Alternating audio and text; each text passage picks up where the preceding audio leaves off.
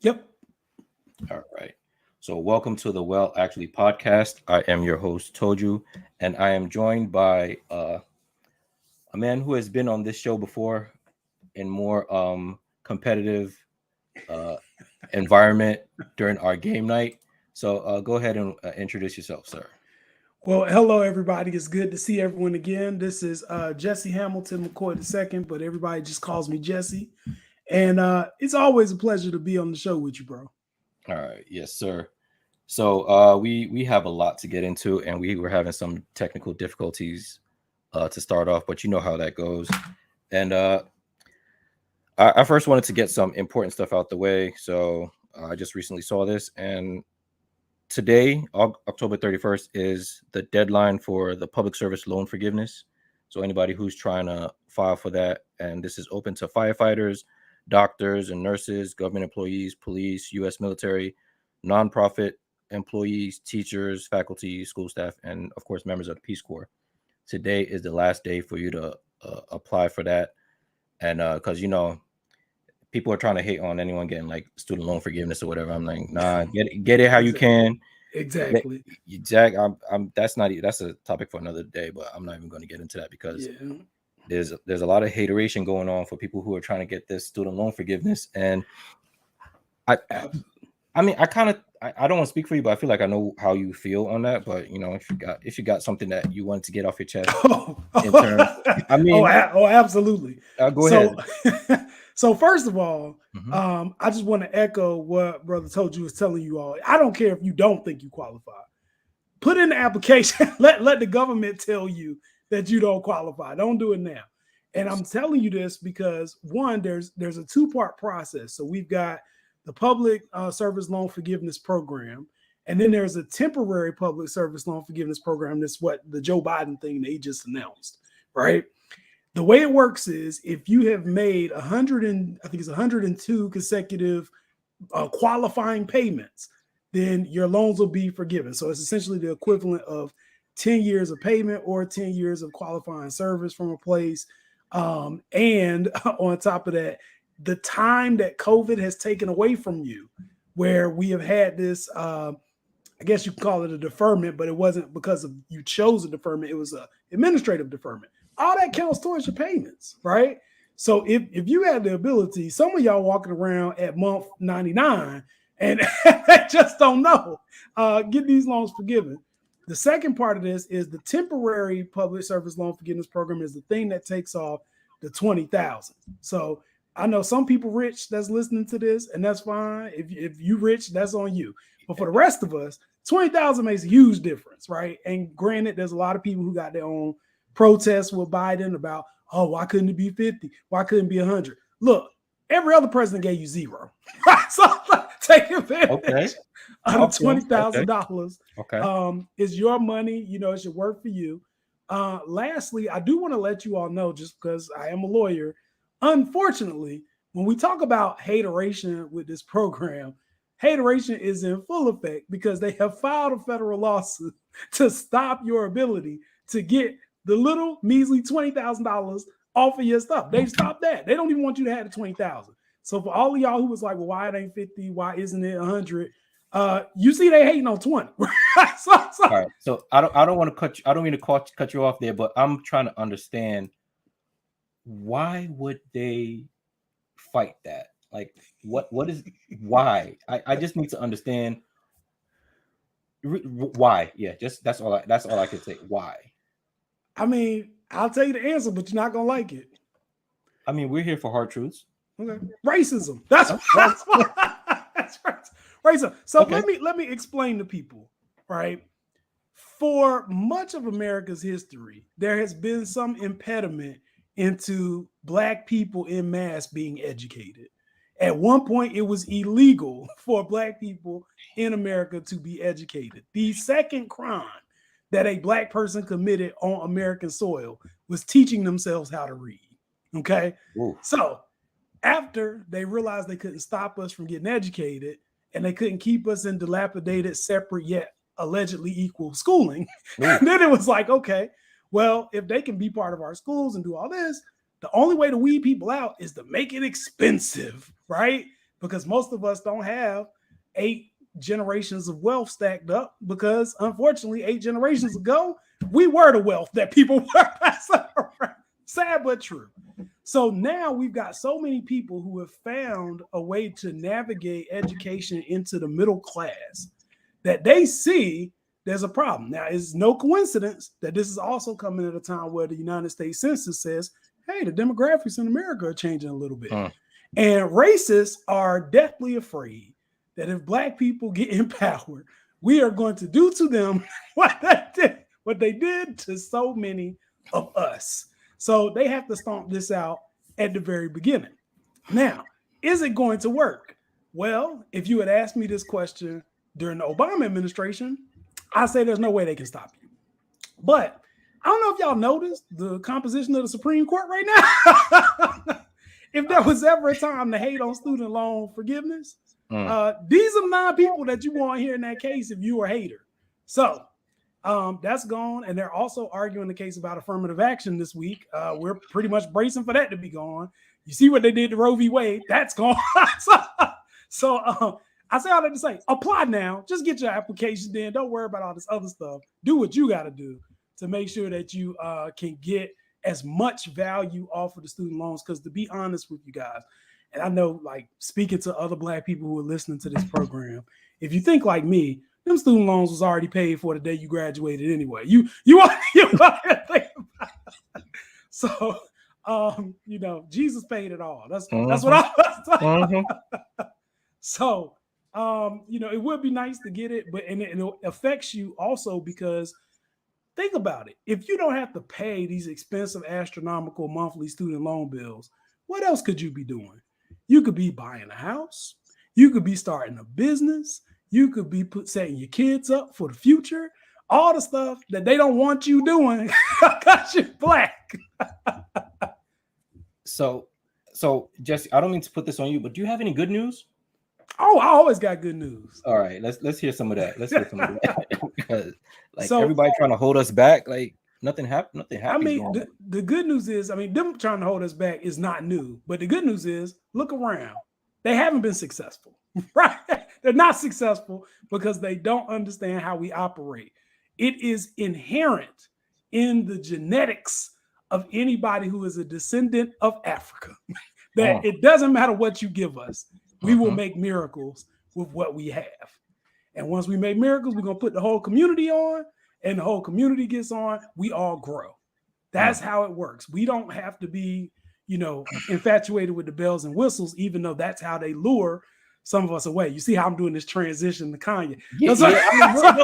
Take your time. Take your time. We're going to get there because there is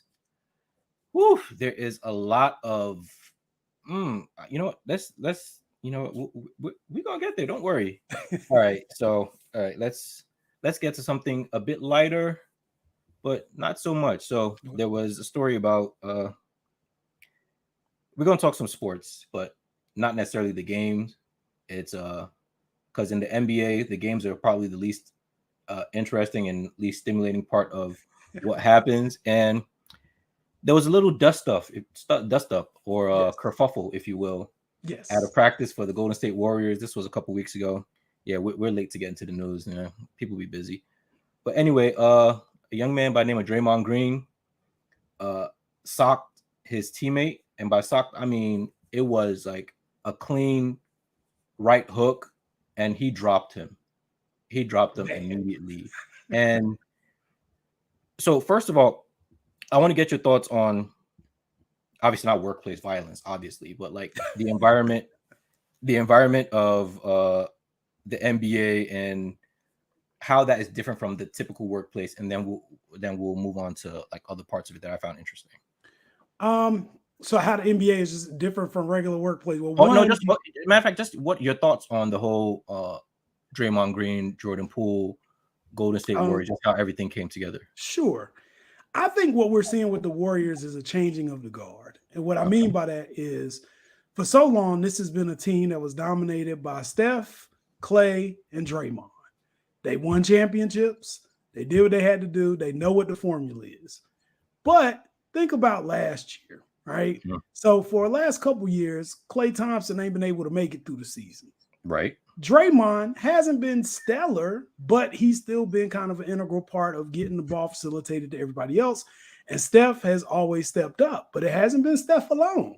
It's been somebody that they previously had coming off the bench named Jordan Poole. Not Mhm. only that, but he has blossomed into somebody who is able to drop 30 a night with no problem. And it helps that he light skinned and he fits into their dynamic in general. So Jordan Poole is feeling himself so much so that him and his agent felt like he was worth $140 million, and the Warriors agreed, right? So at this point, it's kind of like if you're going to pay somebody $140 million, this is shifting who you think your star potential or your team is going to revolve around. And the old guard doesn't like that because historically in the NBA, you got to earn your stripes. You can't just walk in here and tell veterans what to do. There are all kinds of stories about all the hazing that Charles Oakley and Anthony Mason used to put people through back in the day. It doesn't matter how much your paycheck was. Even Jordan had to go through it. Everybody, it's just part of the process. But I think what happened was they had a practice, and I think that Jordan Poole said something that made Draymond upset because it was true. He called him triple single. And is that confirmed? Like, is that confirmed? It's not confirmed. Okay. But you could tell with the way Draymond walked off the court, I was like, Draymond has always been the heart and soul of that team. And Draymond is he's a no-nonsense guy. Like, he's the dirty guy. He's, if you will, the equivalent of Rodman to the Bulls. Like, he's going to get the rebounds. He's going to do the dirty work nobody else wants to do. He's going to crawl on the ground for the ball. He's going to be the one to fight if y'all got to fight because, you know, Klay and Steph ain't fighting nobody. Right. So let's go fight. I think that Jordan now, he's feeling himself, and he said something to the effect of triple single because, to be honest with you, if you look at Draymond's statistics over the last year, it's pretty accurate, right? Pretty accurate. And not to say that people should be reduced to their stats, because I think being on a team is a lot more than just how many points do you score or how many rebounds do you get. It's more than that. But that is a crucial part of the process. And when you're making 140 mil and you scoring 30 points a night whenever they need you, it's kind of hard to listen to somebody that's dropping 4, right? So let me ask you this, because you say that Draymond, or it's thought of that Draymond is the heart and soul of the team. He's like the fiery one. He's the one always getting under people's skin. Right. So isn't it kind of what's the word? Hypocritical for him to be all in his feelings when somebody says one thing to him and he just goes off? Oh, absolutely. That's supposed to be your job, getting under people's skin. And then you've seen the video, right? That Yep. like the fact that the video is out is what is, it's another thing that people in NBA circles are like, that's like the biggest offense there. Not the punch, not the trash talk. It's the fact that the video got out. And I'm wondering, like, you're supposed to be the one that like no one else, like you could tell, like when someone says something really offensive, everybody around you, their demeanor changes. They're like, oh shit, like we're gonna have to do something about this. Nobody even, like, it's like nobody even stepped between them. Like nobody saw it as a big deal. Nobody saw it as anything that had to, like, oh, we got to hold him back. Oh, you went too far. None of that. Like, just these people still dribbling the ball and everything. And then Draymond walks up to him. And this is the part where I take exception. Draymond initiated the contact. So it's sort of like on some stand your ground shit. Like, someone comes up to you as the aggressor, and then like he determines when the fight starts, and then like, oh no, you got to keep your hands up. Like, no, the fight doesn't start when you talk trash. Like, the fight starts with, like, I push you off. That's not the start of the fight. Like, I'm pushing you off. Like, yeah, where, like, I talk trash. You came up to you, like, what you like, you trying to kiss my forehead? Like, what's going on here? Like, yeah, get out of my personal space. And then, like, again, nobody even like thought anything of it, because obviously they would have held him back. There's a size advantage, like significant size advantage in height and weight, and like even in experience. Like, you're the OG. Like, you're a veteran. Like, you're not supposed to even be in a situation like that. And I like, that's just the way I see it, because Draymond was probably in his feelings about a bunch of things, and there's some rumors that like he got some personal stuff going on. So like, obviously I don't want to speculate as to what that might be, but he said he brought that stuff to work with him, and that's probably what the issue was. Again, still not an excuse, because he has had multiple instances where his emotions have gotten the best of him and have put his team at a disadvantage. But then the team didn't act, there was no team discipline. He was basically sent home for the day to go cool off in the middle of training camp. Like, what does that do? Like, that's not discipline. He still suited up the next day. Right. And Jordan Poole, like, how is Jordan Poole supposed to feel in that situation? Just be happy he got his 140 or what? Like, what's going on? Yeah, man. So it's hard for me because I don't want to victim blame, but I think that there's for me, it's just like if you ever been in a fight, especially people, if y'all listening, anybody from the hood, you've been in a fight. If somebody is angrily walking from the 3-point line towards you, you don't wait for them to hit you in the face. Like, at this point, it's escalated, and it's time to throw hands at that point. I understand that, but like you could tell in the air when the fight's about to start. Right. Like you could almost smell it, and like nobody else like got the impression that something serious was going to go off. Like, you can usually tell, like, the way the leaves are moving, even though you're indoor, you could tell, like, all the animals get quiet, and it was none of that. It was just, I don't know. I don't see how, like, obviously Draymond, I don't see how anyone can justify what Draymond did other than, oh, it's a different workplace. Obviously, you're not going to punch someone in the face when you're at your office job, but still, they fight all the time in practice or whatever. Like, sure, we don't see it in the games, and that's because they've almost legislated it out of the game. Whereas, like, stepping off the bench gets you a game suspension off the rip. Like, you don't even need to make contact. Like, a toe over the line literally gets you a 1-game suspension. So they've made fighting seem like it doesn't happen in the NBA, but it happens all the time in their, like, in practice and behind the scenes stuff that we don't see. Absolutely. Yeah. And I think, you know, so much stuff happens at practice. I think one of the reasons we don't see anybody stop Draymond Green is I really feel like the rest of the team was always kind of afraid of Draymond Green. So nobody wanted to be the person to stand in between it. Not to mention, I'm sure if Jordan Poole, like, I hate to transpose myself, right? But if I just got a contract for 140 million, right? The level of disrespect that I'm tolerating has just astronomically decreased. I don't care if I was best 6-man last year. I don't care if I was coming off 3rd string last year. When I get the 140 million contract, I'm gonna say what I want to say. I wish you would try to do something. I got lawyers now. Like, it's we in a different ball game now. Okay, I see so what I just feel like, you know, Draymond, and I don't, you know, I guess I also grew up playing sports. So I agree with you. I think there's a lot of fights that happen.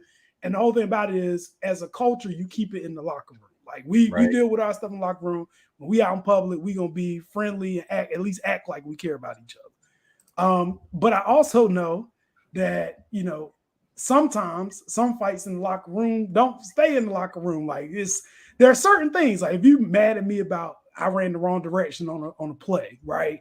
That's one thing.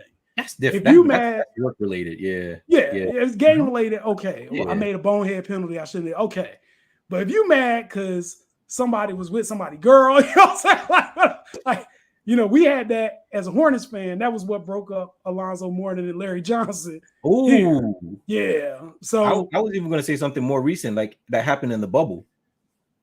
You didn't hear about what happened in the bubble? That somebody's ex was like, you were allowed to bring in one guest. And he brought in somebody else's ex. What? Yeah. I did not hear about that. Oh man, don't. I mean, I think so. I think a couple of people are still writing a book about what happened in the bubble, but yeah, that was part of it. Oh my gosh. Yeah. I mean, stuff like that, you can't. And imagine. And again, I'm putting all kinds of facts in the equation, but imagine that the person who just signed a 140 million contract and all the ego stuff that go with that is the one that got your girl. and then he called you triple single.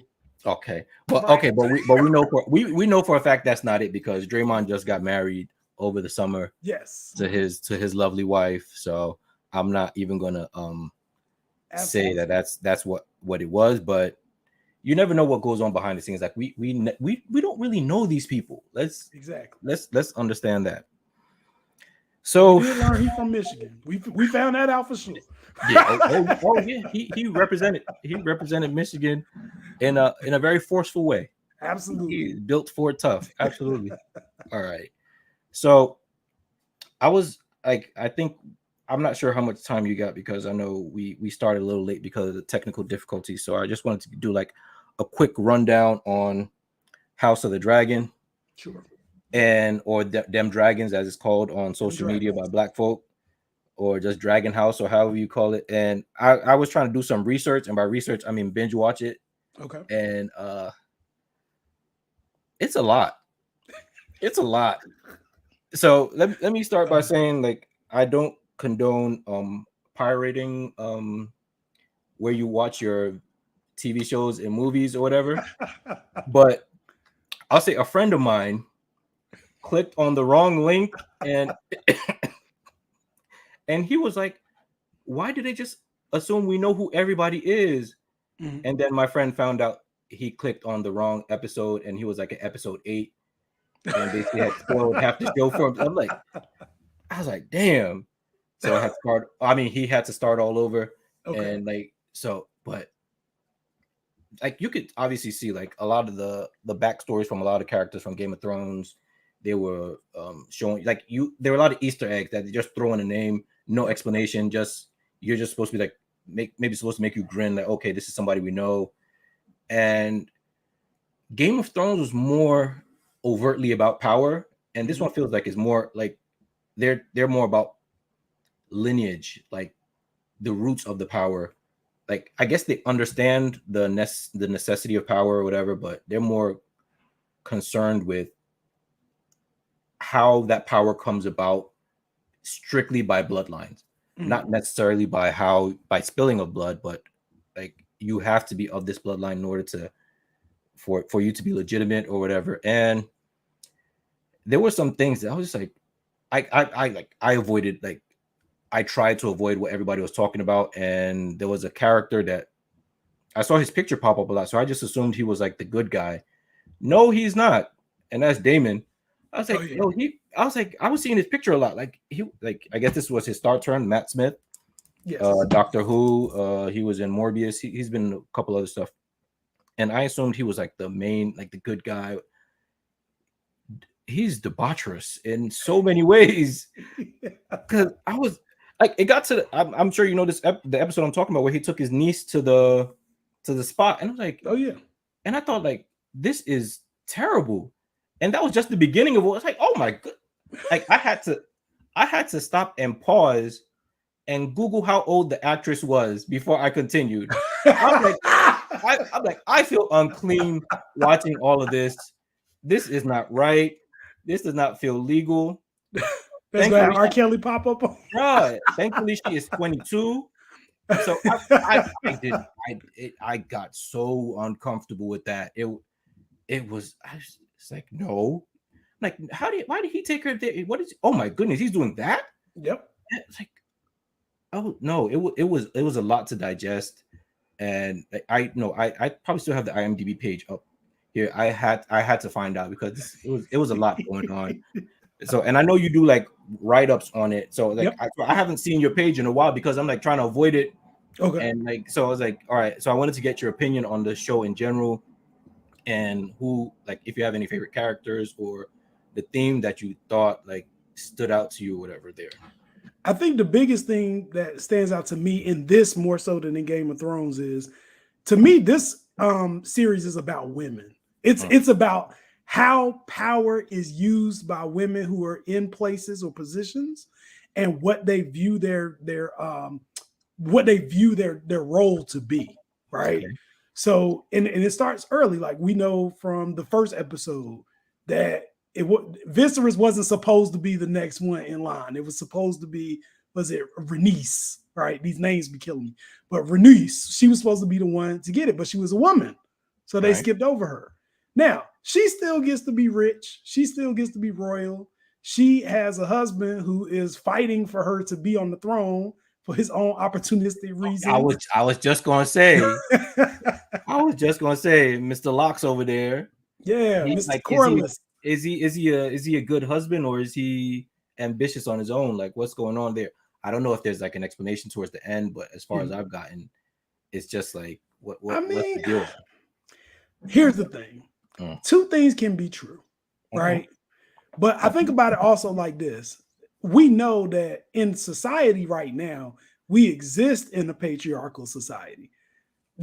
Even in our patriarchal society, it ain't nowhere near how patriarchal it was in the 1600s. That was patriarchy on steroids. Exactly. Yeah. So I'm thinking to myself, a lot of guys I know personally have a hard time in 2022 dating a woman who makes more money than them. Right? Speak on it. Imagine in 1600s, your girl is supposed to be the queen, right? And you are a consort. You're the queen's consort. Technically, we did just go through that with Queen Elizabeth, though, right? We did. Yeah, we did. But you know, her family got a whole bunch of other stuff going on. Yeah, we don't. Very similar to Game of Thrones. That's another episode. That's another episode right there. R.I.P. Lizzie. Yep. R.I.P. Depending on who you ask. All right. Yeah. But depending on who you ask. Yeah. But yeah. So you got this situation going on, and I love the fact that they set it up from the perspective of two female best friends, who are looking at what's happening and interpreting in different ways what roles are supposed to be. So Rhaenyra is telling Rhaenys, oh, well, you know, you can lead through silence, but the people are never going to give you the scepter. They're never going to do this. So you have to learn how to manipulate other situations. But you've got another woman, Alicent, who her dad is also grooming her for his own opportunistic reasons. And she believes in duty and loyalty and family and all of that stuff. And you would think that somebody who clings to those kinds of beliefs would be a good person. Right. But in actuality, what we see from the two girls is the conflict between what do you do when the world is given to you and you have an opportunity to step up and do something about it, but you don't really want it because you want to have a real life, versus somebody who wants it because they feel like they've been indoctrinated in duty. Right. And I think that's kind of the thing that runs through the rest of the show. So Rhaenyra, even though she, you know, King's already proclaimed, like, Rhaenyra's the one. She's going to be the next one up. Rhaenyra's like, well, you know, I want to go party. And her uncle knows that. So he's like, oh, let me take you to where the spot at. You know, let me take you where I'll be at. You know, we can ride dragons. There's other stuff we can ride. Like, it's all kinds of stuff. It was a lot. It's a lot. Yeah. A lot of incest, but that was standard Game of Thrones. Yeah, that's canon for them. Yeah. Yes. Yeah. So, and then as far as favorite characters, I will say it's hard for me to have a favorite character in this one. I think they write it like that intentionally, because as much as I despise Daemon, there's also things about Daemon that I do like. Like what?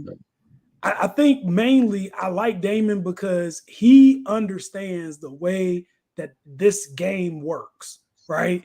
And I think he tries to help Rhaenyra understand, like, these people ain't gonna respect you just because your daddy taught you to respect. Like, you got dragons, you better do something, you better handle your business. Right. But I also think, you know, it's forcing someone to become a monarch who never really viewed themselves as a monarch. Like, they want to be a peacekeeper. Like, they don't want conflict. And it's like, well, what happened when conflict want you? Okay. So I like that. I also like, just we were talking about Corliss before. I like Corliss. I don't think Corliss despises his wife. I think he despises that his wife allows herself to be second fiddle. Because he's like, no, you were supposed to be on the throne in the first place. So in a way, he's boosting her up to say, no, don't be thinking that you just some kind of royal cousin. No, you the queen, right? But also, you know, if you the queen, then that puts me on. So yeah, and then I like I've gotten to a point now where there's just one person I absolutely hate that I'll never like. and that's Sir Kristen. He's a snitch. Sir Kristen snitch. I can't stand him. That's Is the that night. that's oh yeah, the former lover dude? Yes, the Oh yeah, substitute lover. yeah. I can't get down with that. Yeah. Him and wannabe Littlefinger. Oh yeah, well, yeah. one little thing was, I think his name is Laris. Man, I didn't even bother to learn his name. Like, yeah, like what like he's like he's basically the okay, this might be a spoiler, but he's like the uncle to those kids. Maybe, yeah, but at the same time, I mean, you don't know. I don't want to put too much out there because I don't know if you're there yet. But okay, all right. You know what? Let's just stop there. You know what? I still need to do more research. Yeah, prepare to hate him more. Damn. Wow. Oh, and you like how they threw in the name Joffrey just out of nowhere? Oh yeah, you got to show how it gets down there. Yeah, you got to show like all the names. So I think in the very beginning we met Lannisters, who are still jerks. You know what I'm saying? Yeah, they rich. Entitled. And then this is about just the Targaryen family because for those people who have been watching Game of Thrones, we know that Game of Thrones is kind of the aftermath. Like there was a mad king who was a Targaryen, and he was stabbed by Jaime Lannister and plunged the 5 realms into conflict and all this stuff. Well, this is about the mad king's family, essentially like his grand family, his grandparents and all that stuff. So this is how we get to a mad king. And you can see that the Targaryens, despite the fact they have dragons, they have power, and really have enough land that they really could just sit down and share and be a family. But, you know, the whole premise is that somebody's always going to want more than their fair share. Okay, so this might feel like a clunky transition, but speaking of one mad king, we're going to another. Okay. And I guess that's the title of this episode. Don't waste your capes on Kanye. Like when I hit you up about this episode, like because I wanted to get your take on it. Like he had already done a lot of damage. He had already said like a lot of despicable, hurtful things. Sorry, I'm already like letting my feelings on the matter be known. But then like between then and now, like he has already said some extra stuff. Like it's horrible. I don't even. So you know what? I'm gonna let you go first. Because I have a lot to say on the matter. I typically like anyone who listens regularly knows that this is probably the first time I've actually said his name on this show. Mm-hmm. I usually refer to him as Kim's husband or like, but now it's required because there are people. You know what? I'm gonna let you go ahead. I'm gonna let you go ahead because I do not have anything nice to say about this man. But go ahead. So I want to try to approach this both from kind of the facts of what he did to also kind of the different schools of thought amongst people and why this is dangerous. Right. Okay. All right. So as the first thing is Kanye didn't just become disrespectful last month. Kanye been disrespectful for a minute. If we look back, his target of disrespect may have changed, but he's been disrespectful consistently. We first found out about this because he had the nerve to go on TMZ and present to TMZ this statement that slavery was a choice.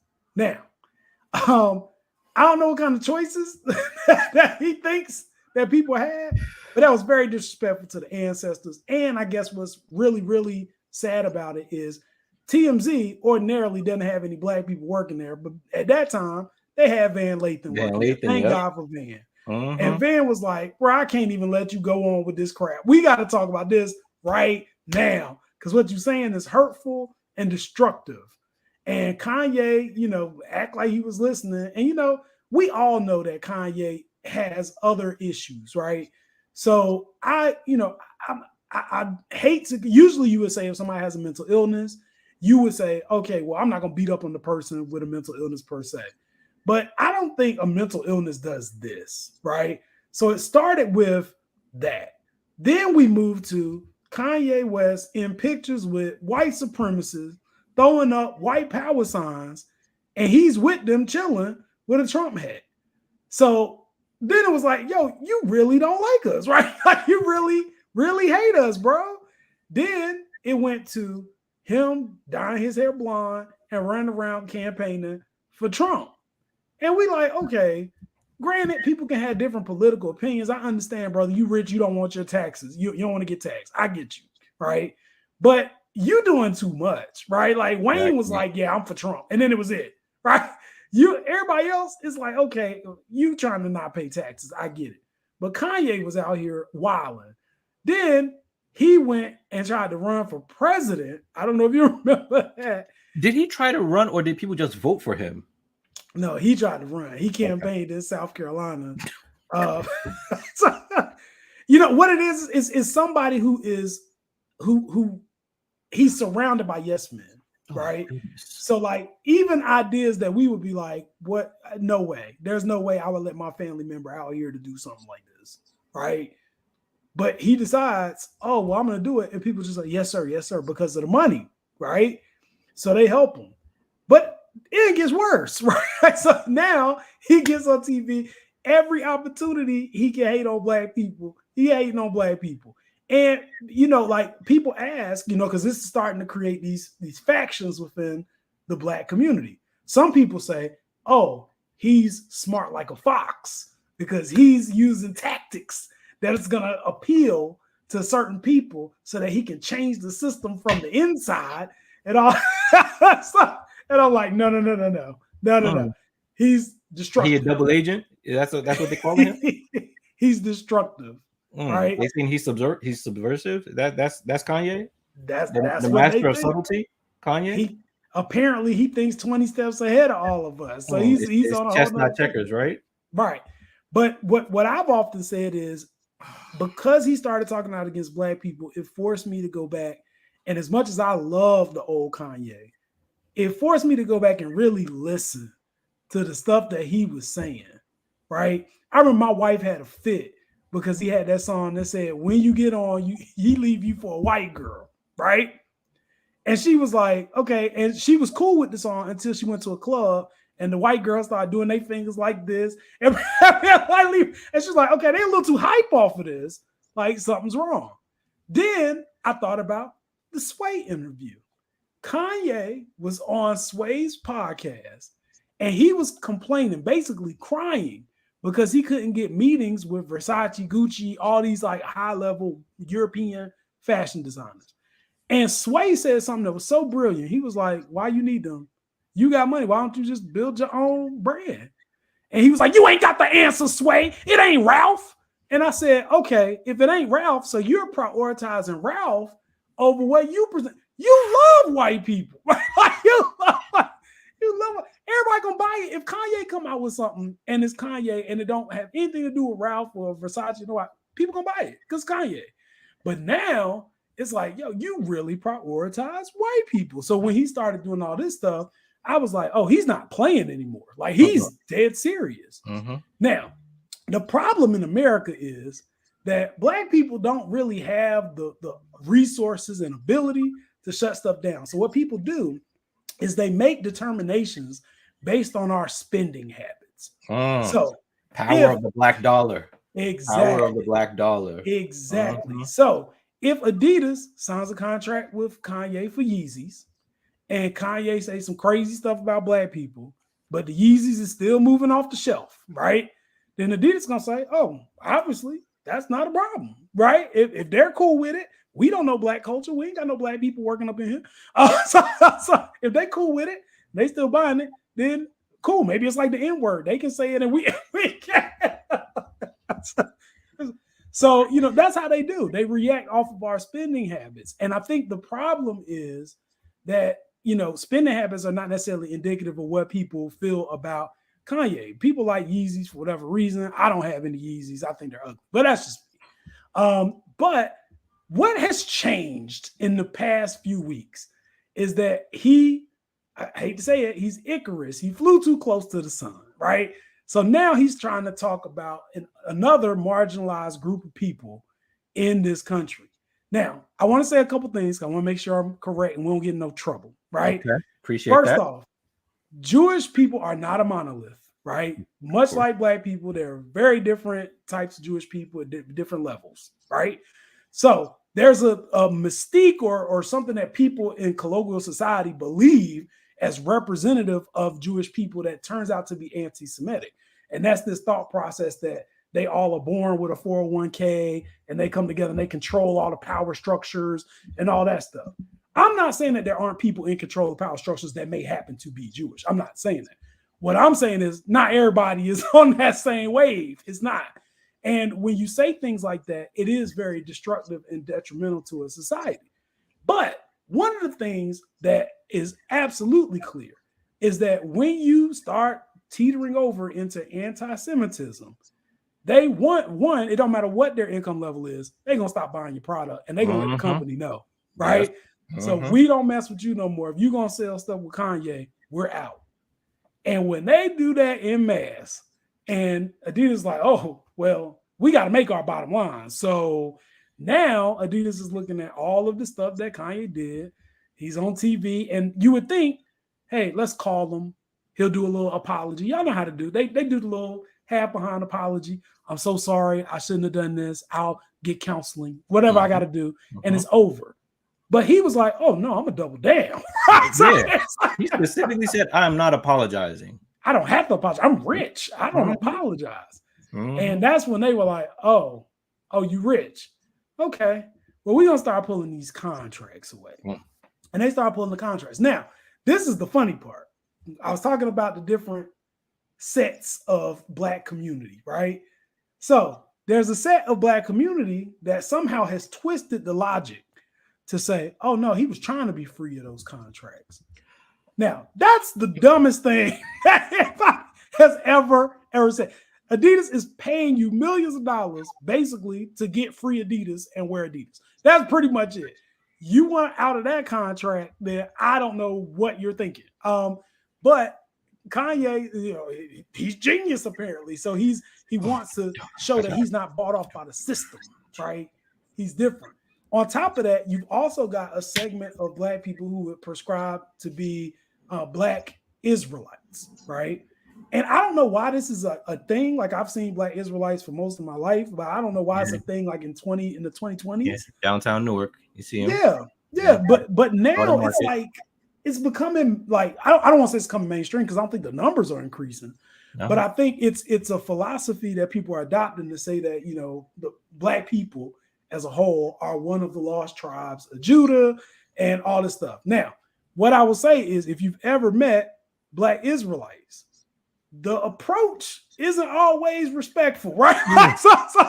That's I don't have any issue with what they believe. My issue has been with the approach. Like, don't curse me out in front of my kid and then tell me to join your church. Like, that's not going to be the thing. So there are a group of people who have adopted this philosophy. And what I'll say is that there's an internal conflict. And I'm not Jewish, so I don't know what that internal conflict necessarily comes down to. But there's an internal conflict between Black Israelites and some Jewish people, not all, about identity. Because what you have to remember is Black people and Jewish people are the two groups of people that this world tried to annihilate from the planet, right? There is no point in any of us pointing fingers and playing Oppression Olympics to see who had it worse. Yeah. We both had a raw deal, right? There's no point. So when people try to play this Oppression Olympics, then they get into a blame place. And what some Black Israelites have done is they have attempted to make the slave trade in general an object of Jewish people's ascension to this mythological wealth. Oh, good. Right? Oh, I have an article on that specifically. But keep going. Yeah. So just that concept in and of itself for a Jewish person is anti-Semitic, right? Because you're trying to say we're the cause for your oppression. Now, I want to be clear. We're not sitting here telling you that there were no Jewish people involved in the slave trade. We're not saying that. Everybody was involved in the slave trade, right? But what we are saying is to sit here and blame solely Jewish people for the slave trade, one, lets the real white people off the hook that was doing all the dirt, right? You let Queen Elizabeth and Charles, all of them, King Leopold. So it's that. Then the other thing is in my mind, I've always wondered, why is it that we aren't on the same team in the first place? If anybody deserves reparations and retaliation, it's our communities, right? People tried to, like, wars were fought. Wars were fought. And, people just try to act. And the one thing I will say I've always admired about the Jewish community is the Jewish community is big on never forget. You've never heard somebody go up into a school board meeting and say, we want to revise the history program to take out all that Holocaust stuff from I wish they would. Yeah, no, that's not happening. Now they'll erase slavery and Jim Crow and all that. And now we employees, we unpaid employees in 1099. That's they say. But they don't allow people to disrespect the culture. And I think it's something that I've always admired, because I think in black people, we have pockets. There are some black people who don't allow you to disrespect the culture. There are other black people who will say, oh, you can disrespect if you pay me the right amount, right? And then there are other black people who don't even want to be black. They want to assimilate into the culture. So they'll say, the trauma that is associated with living while black in America is so bad that I would rather adopt a whole other culture and erase my blackness in order to be part of this other society. And for some people, that was a defense mechanism in the 20s and 30s. But now in 2020, now it really is an option. Like it's on you. And people, that's really sad. Like, I don't see a lot of Jewish people that say, I don't want to claim my Jewish heritage. Maybe it exists. I just don't see that. So you just want people to be proud. But getting back to Kanye, I just feel like he is on another one, right? And then on top of that, this is what I really hate about Kanye. So the last thing that I heard from Kanye was he did this like quasi press conference interview where they kept putting microphones in his face, which is a whole nother problem. They need to stop. I think they put a microphone in his face, and he had the nerve, the audacity, the unmitigated gall, the cheek to talk about George Floyd. First of all, he came through and said George Floyd died because of fentanyl. We saw the video, bro. Like, we know George Floyd died because of police brutality. We know that. The autopsy report came out. We've seen the whole trial. So they rightfully have sued and they're going to get paid, right? Mm-hmm. But then you would think somebody go through that and they come back and they say, you know what? I apologize to the family. Maybe I didn't mean how I said it, whatever the case may be. What does he do? He comes back and this fool says, now I understand what it's like to have a foot on my neck. I wanted to slap Kanye through the television when I heard him say that. And I was like, I wish somebody in George Floyd family would roll up on Kanye. Like, I wish. This is out of pocket. This is out of pocket. And he's comparing his loss of contracts for accountability for what he has done to a black man losing his life to police brutality. Like, I'm done. Like, I'm done. So I don't know. But again, the factions, man, it's not so much about Kanye. I'm like you. If I could go my rest of my life and never mention Kanye, fine. But it's the factions and young people. I don't know if you've been on TikTok recently. Oh, no. These young people on TikTok, they think Kanye is Martin Luther King, man. Like, they think he's changing the system, and these young black kids. And I'm sitting there like, you can't believe this. Like, you can't. And that's where we are, man. So I appreciate all that. Like I said, I've stayed off your page because I didn't want to know or have any insight to your thoughts before this. Right. So I didn't know if you had spoken on it previously, because I know you do a lot of like well-written write-ups on like various topics. So I wasn't entirely sure how you felt about the topic, but I'm glad to see that we see eye to eye on this. Absolutely. And I'm going to take this a step further. Let's go. Because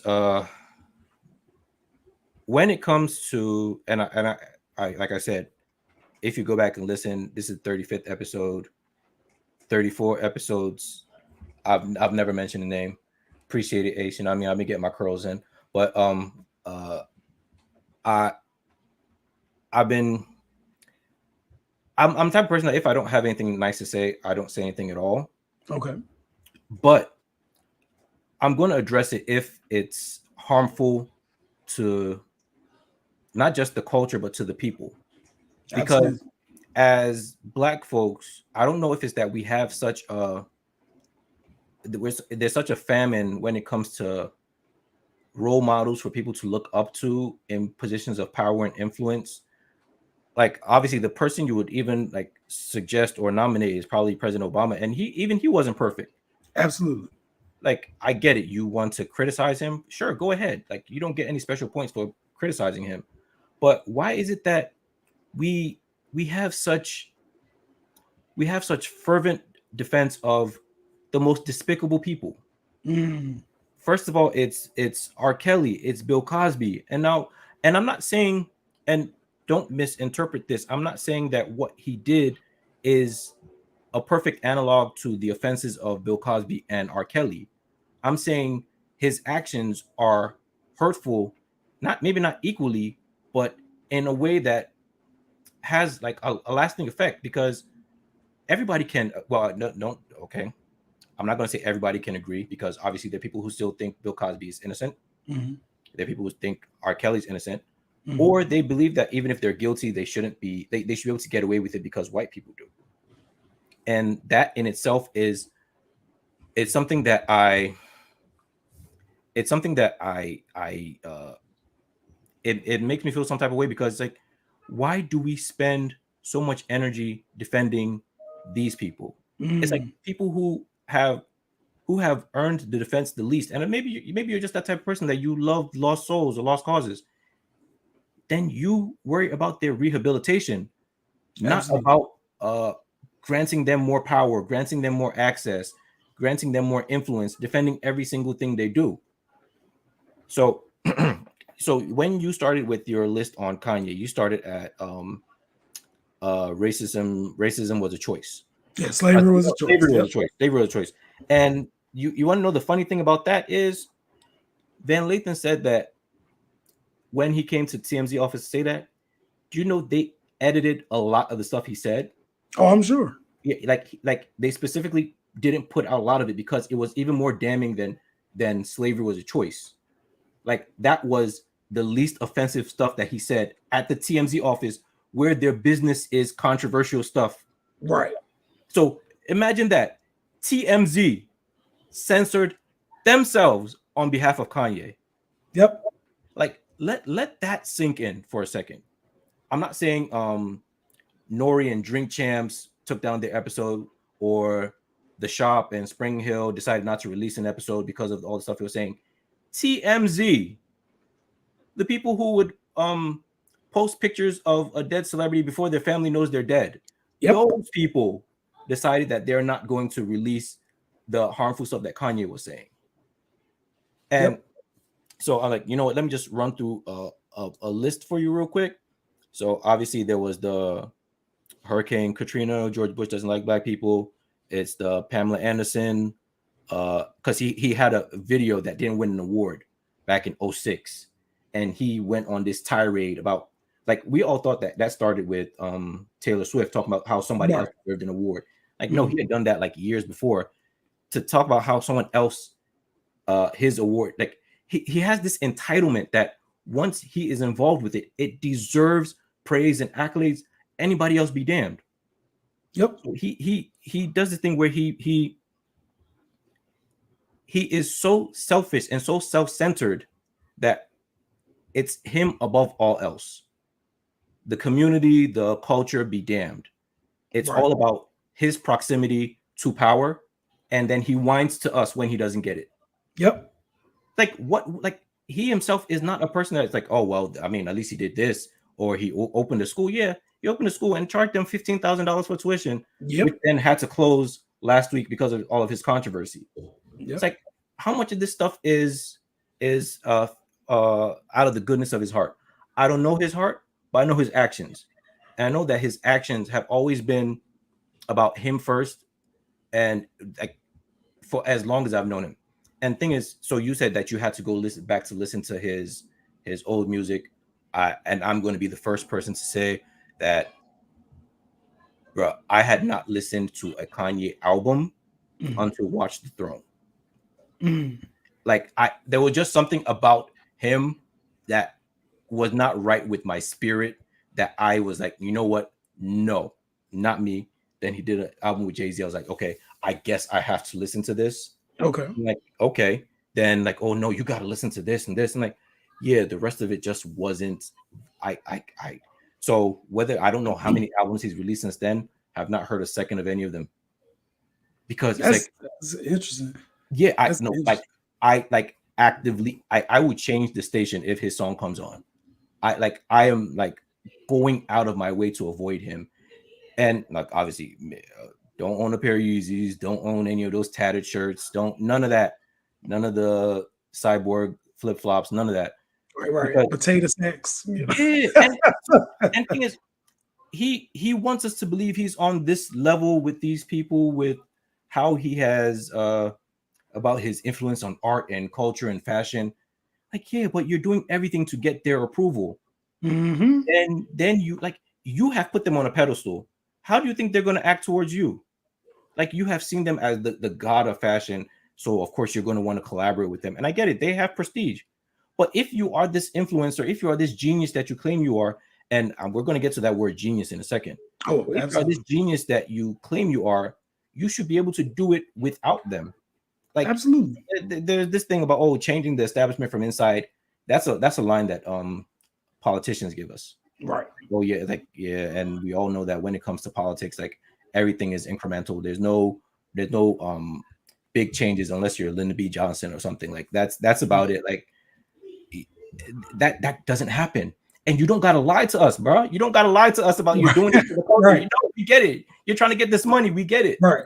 Don't lie. You're not doing it for us. You sure as hell not doing it for me. So then there's this thing. Like, we can get into the anti-Semitism of I think there's a faction of Black folks who are just like, we are Black, we cannot offend anybody. There's nothing we can do or say that can be deemed offensive. No matter what, y'all just gonna deal with it. And I want to tell you guys, just because you don't have any self-respect, you don't hold anybody else accountable, don't mean Jewish people got to do the same thing. Right. Okay. You are seeing people with principles and mistaking that for power. They have decided they are not messing with you. You offend them, you are done. Just because you keep forgiving the person who makes these abusive comments about you, and you just grin and take it. Swastikas, he was trying to copyright the swastika, put it on his. You know how long ago that was? It's like he was like, oh, even though White Lives Matter, like, oh yeah, it was just supposed to, like, bro, we are not buying that. But the funny thing is, he has not received enough backlash from Black people that he thinks Black people are okay with it, and maybe Black people just are. And now when he's facing accountability, then he's being canceled. And that's why I despise that whole cancel culture. No, it's accountability, it's repercussions. Absolutely. You put that out there. Like, freedom of speech doesn't mean freedom of consequence. Absolutely. It means the government cannot restrict you from saying certain things. That's it. The general public can be like, okay, we're not dealing with you. And sure as hell, the Jewish community can be like, we're not messing with you. And absolutely, it's like you're conflating power for principles. You're everything is a conspiracy to you, when those people simply have conviction of what they believe in. They're like, we will forsake whatever your perceived business bonuses are for us, or our benefits. We are going to forsake that, just to let you know that what you did is never going to be acceptable. Absolutely. Like, amongst the Jews, like, again, they're not a monolith, but for them, they understand what is acceptable, what will never be acceptable. And as Black people, unless you have a white person specifically calling a Black person the N-word, that seems to be the only thing that gets them like they're just like. And then you complain about other people having influence that you don't have. He gave you multiple chances to exercise that influence. they keep talking about the black dollar, the power of the black dollar. You'll see in all these videos how black people spent $2 trillion on shoes and hair products and couture and luxury cars. Why can't we put that in our community? Because the community itself has no backbone. You are faced with it's a layup. It's someone who sells clothes that y'all don't even like, or say y'all don't like, who has done things that y'all don't like, the music y'all don't like, and yet you just continue to let him get away with it. And what makes this exceptionally disheartening is that this only seems to apply to black men. Black men are allowed to screw up on so many occasions. And I'm not talking about tax evasion. I'm not talking about jaywalking or even something as harmless, and I say harmless in quotes, as a DUI. I'm talking about a serial sexual offender like Bill Cosby, a serial statutory rapist like R. Kelly will get the benefit of the doubt for decades. And then even if you want to put it in a place that's more analogous for with the way Kanye has acted with his affiliation with Trump. Not only did he say he loved Trump, photo ops with Trump, wore the red hat. Christophe Michelle, what did she do? She performed at the inauguration one time. That was it, once. Right. She performed once for a check. Yep. While trying to change the narrative from the inside with the Basquiat dress that she won't stop mentioning. It's like, yeah, she was trying to be subversive. She did it for a check once, not because she supported him. We ain't never heard nothing from her. We ain't heard from her since she on the milk box. But we ain't heard from her. And like Aston Martin music, man. That's aspirational music right there. Absolutely. And we just not gonna get nothing else from her. That's it. Y'all done with her? I mean, well, here's the thing. So I'm going through the list of the people that you were talking about, and I think the confusion for the culture comes down to what is the output benefit that people contributed versus what is the harm that people did. And what I mean by that is Bill Cosby, classic example. When people think of Bill Cosby, they think of you couldn't find black people on the television show that won't crackheads or somebody selling drugs. Here's a black family, he's a doctor. Then he came out with Different World, and we were able to see black people in college at HBCU. Then he came out with, all this other stuff. So everybody's like, oh, positive images, a black man in Hollywood, all this stuff. And he created a persona that people fell in love with in Cliff Huxtable, but they thought that Cliff Huxtable was Bill Cosby. Meanwhile, what I really despise about Bill Cosby, and before I even knew the allegations, there was a really good book that was written by Michael Eric Dyson about Bill Cosby when I was in college. And I read the book, and this was right after he had made the statement about black people need to lift their pants up and stop. I was hot when I heard that because I was like, so you think oppression and structural racism and all that stuff be cured, just put a belt on. That fixes everything. But I was hot after that statement. And Michael Eric Dyson wrote it, and he started picking apart all the different times historically that Bill Cosby has been a negative impact on black people, right? But people were always willing to overlook it because one thing about black people is, one, we are very forgiving people, right? If you come to us the right way, only for black men. Only for black men. Black men. You're right. If they come to us the right way and you apologize the right way, we can forgive you if you're a man and you're black. The other thing is we also know that there's a rich history of America persecuting certain powerful black men. We know that. So we want to be there to be an extra layer of protection. And sisters do this really well. Be an extra layer of protection for black men that we feel like are being unfairly persecuted. But somewhere along the way, this benefit cost analysis comes in. Because I remember with the R. Kelly stuff, everybody was like, yeah, but Chocolate Factory. It's like y'all do realize he's singing about molestation, but Chocolate Factory was hitting. I get it, right? I was around for all chocolate factories, but at the same time, it's like you have to be able to divorce the character that you hear from the person and what the person does. And I always encourage people to look at the victim, right? Bill Cosby was a jerk because there were people, including black women, who were trying to get movie roles and TV roles who had to be subjected to Bill Cosby. Now, I know they put all the white women on front because they wanted to make sure they got their conviction. But there was black women in that too, right? And there's even black women to this day who were part of that who still won't snitch on him just because they're fearful about what kind of reach he still has, right? So, I think it's important. R. Kelly, I hate R. Kelly. He was preying only on black women. Like, it's like we gonna find the black poor women and we're gonna prey on black girls. And he's gonna prey on them, and had a whole network of people who was helping him do this stuff. And then on top of that, he was doing it in front of our face. He did it with Aaliyah in front of our face, then make a song about it, and everybody loving him, right? So R. Kelly is like, he had to go, but every time he had to go, because I remember in college also, the infamous tape comes out, right? Everybody saw what was going on that tape. It was getting passed around the barbershop, people's bootlegging it, all that stuff, right? And everybody saw what's going on tape. But at the time, people didn't connect it to say, oh, yeah, that's molestation, it's disgusting, we need to go report them. It was, hey man, hoe gonna be a hoe. Like it was a whole different thing. And so my thing is like, why is it that not we all of us, but I think there's a certain group of people within the culture who are so willing to defend. And again, I want to emphasize what you said, men, because women, it's like you got to be perfect. Bro, Michelle Obama got zero skeletons. You know what I'm saying? And she's still getting like her name dragged through the dirt. Absolutely. Serena Williams, same thing. Ain't did nothing but be the greatest.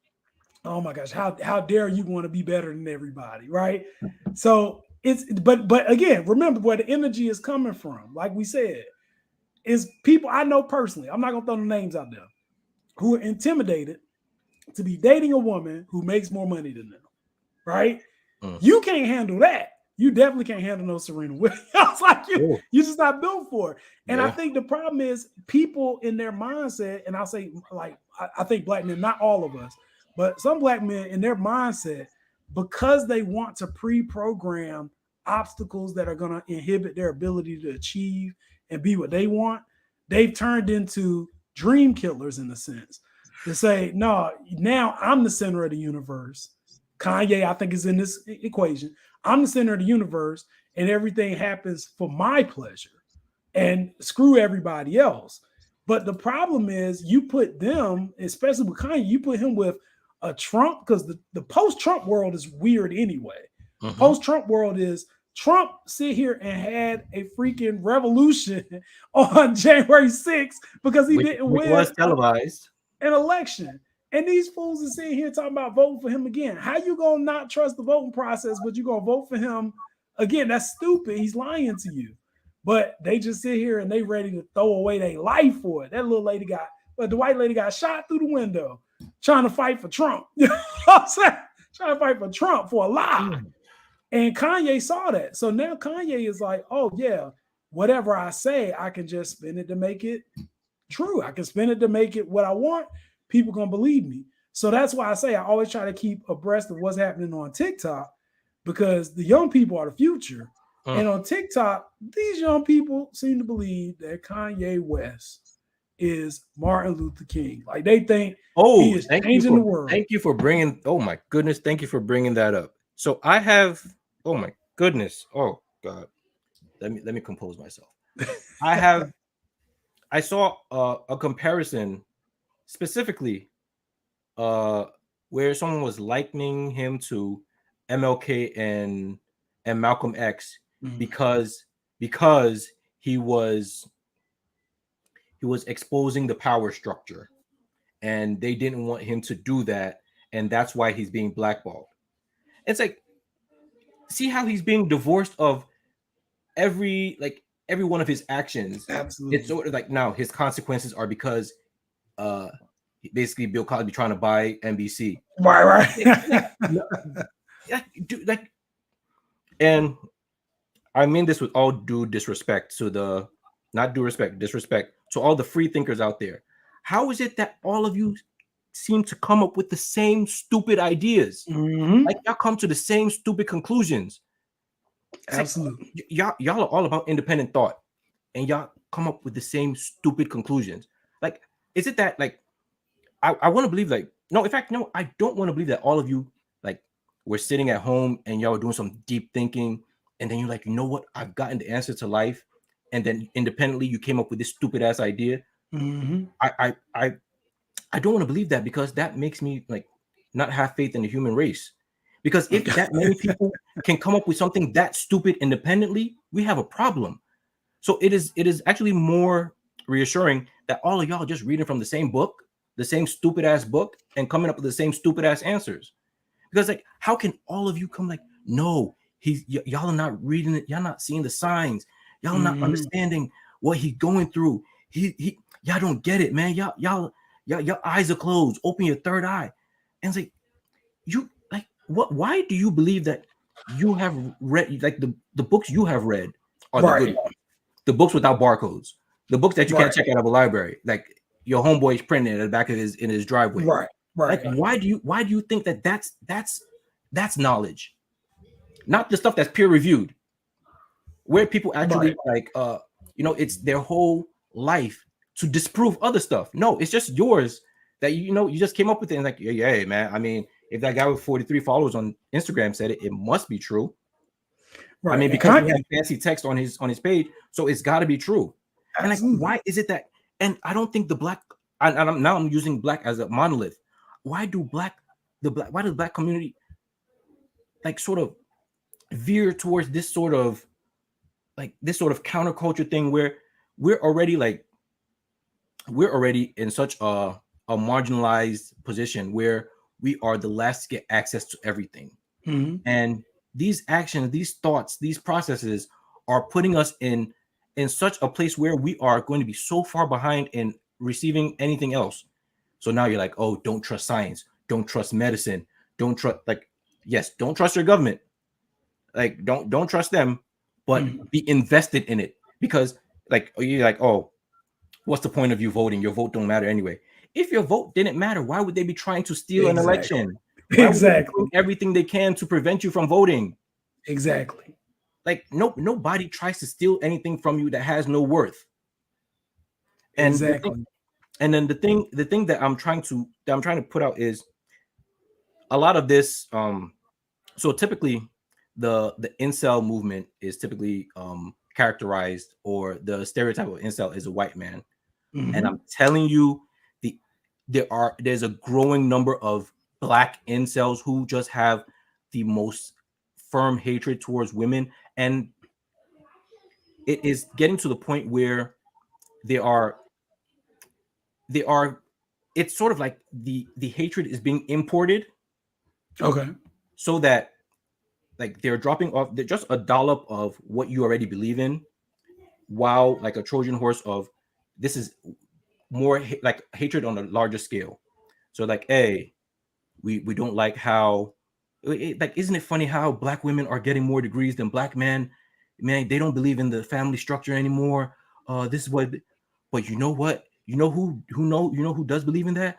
This and this. How come Jews have more power than black people? And then now it's like, you're like, oh, well, he's told me that thing that I already believe in.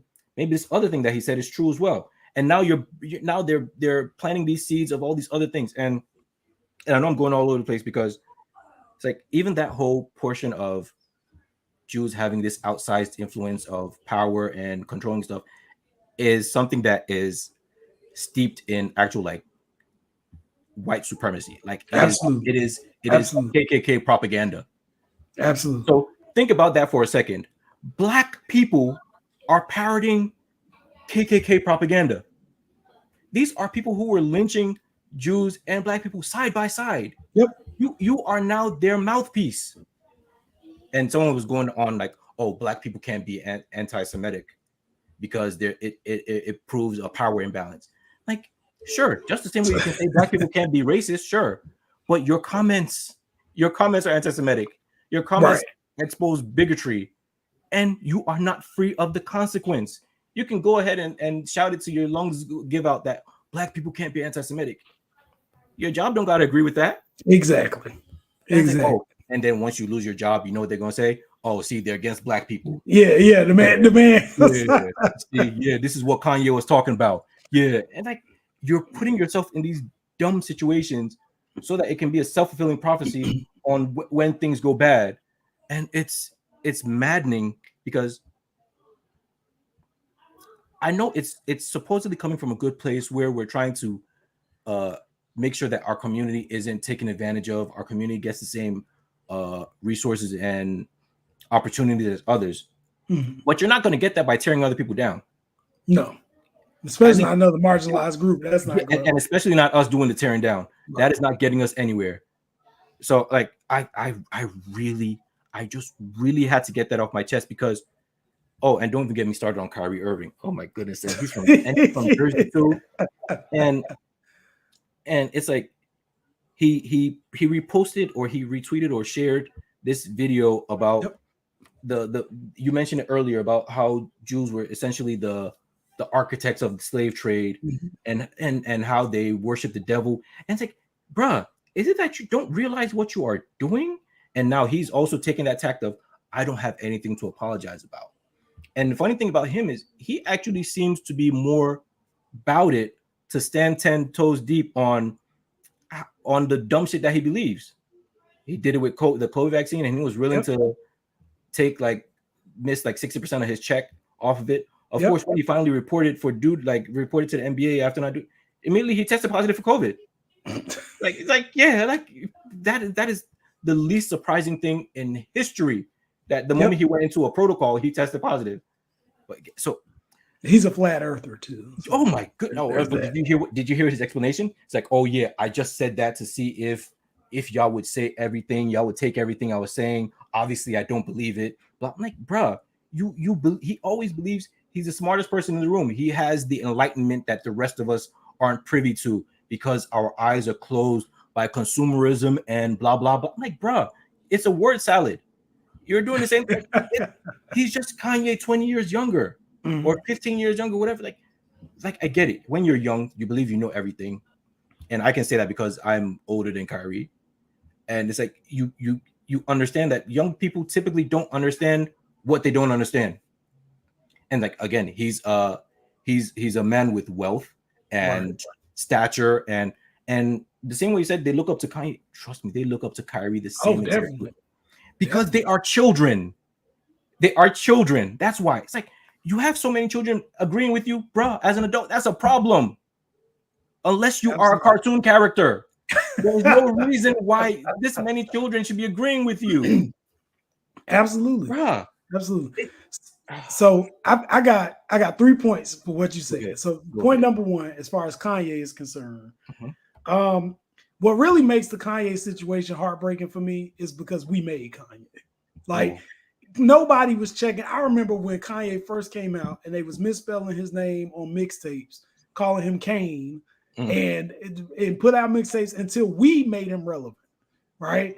So it's like, I'm not part of that we for the record. Well, not you, but I was definitely in there. Like college dropout, I was blasting that. I put people on.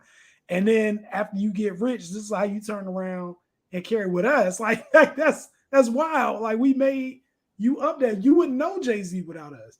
So so that's the first thing. The second thing, what's it? Kanye and Kyrie, 2 pieces in the pie. Kyrie doesn't seem to be. That's how like Kanye always been.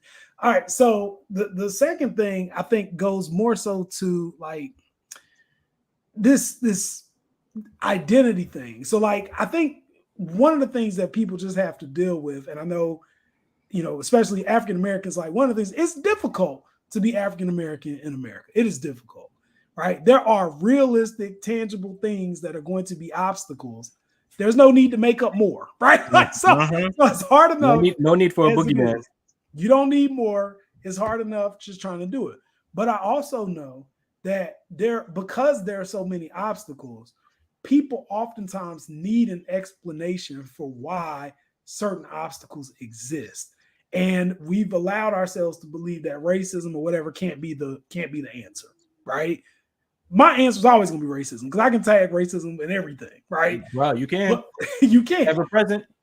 Absolutely. But some people want to believe, well, merit, right? if I had studied harder, I would have got into Harvard or wherever, not realizing, you'll realize in a couple of weeks when this affirmative action thing is going on. Not realizing that there were a lot of people before us who sacrificed all sorts of stuff so that we could have opportunities that we have now. And it's inherent upon us to continue building on those opportunities so that the people coming behind us will be able to have a better life too. And we don't all get that. I think along the way, sometimes I feel like in the 90s, because I was born in the 80s, it's crack era. The government tried to kill us off with crack. We didn't die. And in the 90s, it was like, well, look, whoever can get the most money, we'll listen to you. Right? So that's it. So it's like, all right, the only way I can get money, sell crack. There you go. So like people who got money saw visions of what they could do. They financed hip hop as an agency until the white man came and took it. They were making movies, helping people get stuff going. And I think along the way, we lost ourselves. Like we just fed into commercialism because there was a time in the late 90s where it was like everybody's song had advertisements embedded in the lyrics. It was like you had, and everybody was like, okay. And then it was like, it's a status symbol. I can't be worthy of value until I got this kind of bag, this kind of car, this kind of this, whatever. And it just fed into the American consumerism cycle. Okay. So Kanye, that's what that was his whole lifestyle. He was like, oh, now I got this, now I got that, now I got Kim, now I got this. Like everything was just I got, but he didn't necessarily do any investment in what he got. And then he's still a fragile thing. So this is my third point.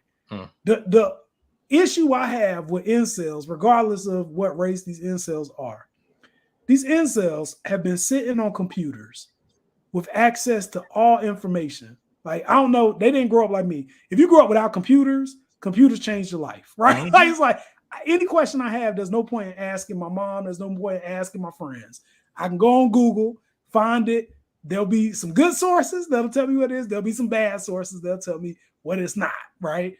So you can have access to information. But what also happens is people who didn't grow up in my era, a lot of times they live on a computer.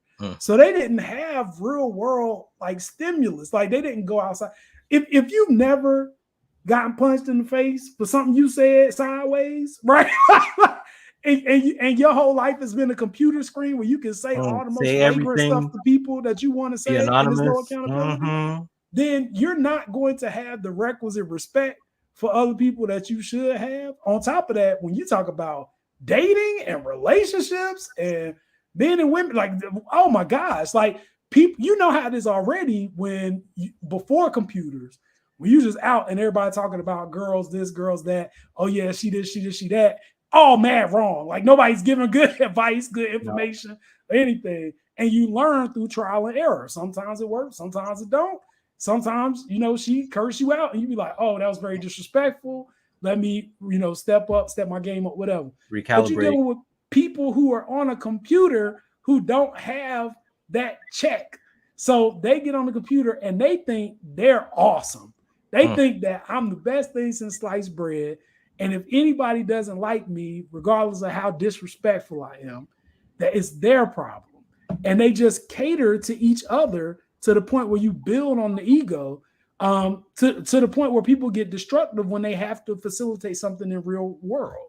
So it's like if you got to go, especially we hear about the white incels all the time.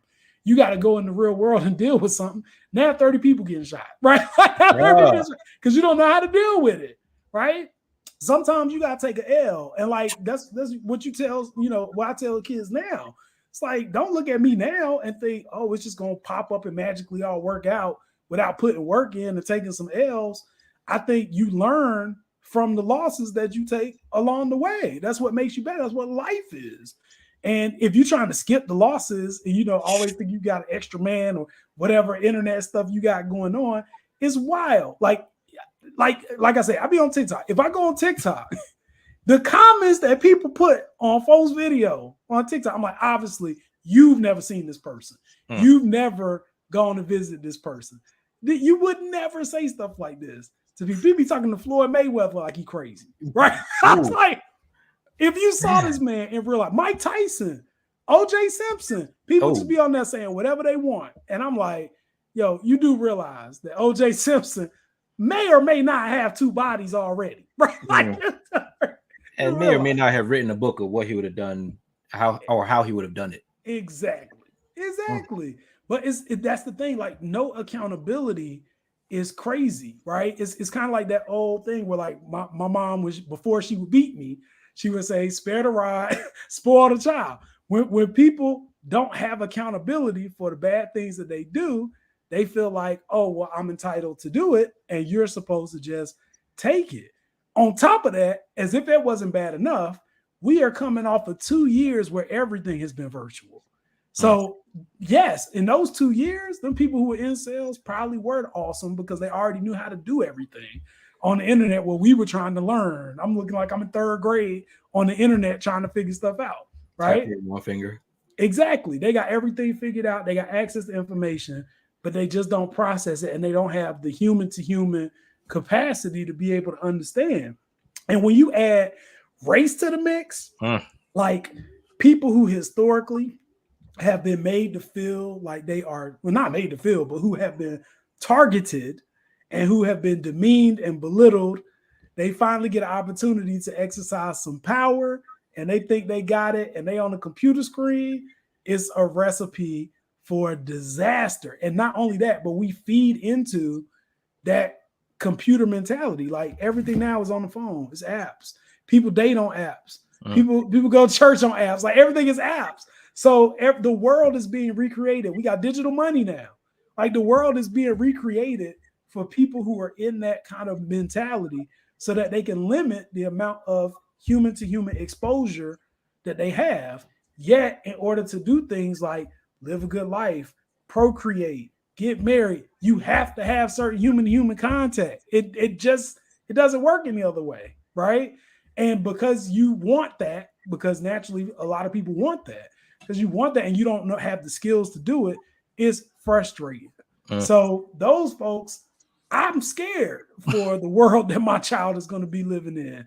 But I also feel like that's why I put my child on the basketball team. That's why I put my child outside to go play. Like, you're not going to sit up in here. Yeah, go touch some dirt. Right. You're not going to sit up in here and just, live a fake life on Super Mario or whatever they play nowadays. You're not going to live a fake life. You need to go out here and see. And sometimes people not going to like you, right? And you have to be okay with that. Got to be okay with that. That's not supposed to turn you violent or angry, or like, deal with it. Exactly.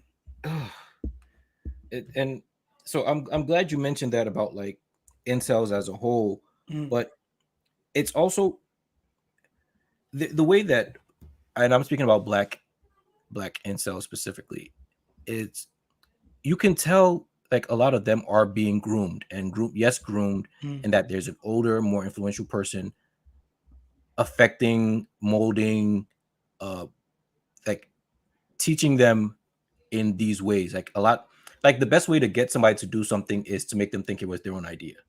And the way they're doing it is they are simply like the reinforcement doesn't just come from peers, it comes from a higher up. And when a lot of it, like a lot of stuff you hear, like even being espoused by black folk, it's like, this sounds eerily similar to a lot of this white supremacist stuff. They've just redirected who they're turning their anger on. Right. And then you're like, oh, well, this is my God-given right to do this, to do that. And like, bro, you don't even understand. Like, you're too dumb to realize you're being played, but you're putting that out there as this brilliance, this genius. And that actually leads me to the other part, where this tag of genius that Kanye and others have gotten, which is somehow supposed to be the excuse that, or the way people justify allowing them such wide latitude. And I'm wondering, based on music influence, fashion, he is literally not the only one who has done all these things. Like, there are people who have similar, like, let's just take Rihanna, for instance. She has similar influence in fashion and in music obviously she didn't put out mixtapes, but she has put out like songs, like worked with just as many influential people as he has. We never call her genius.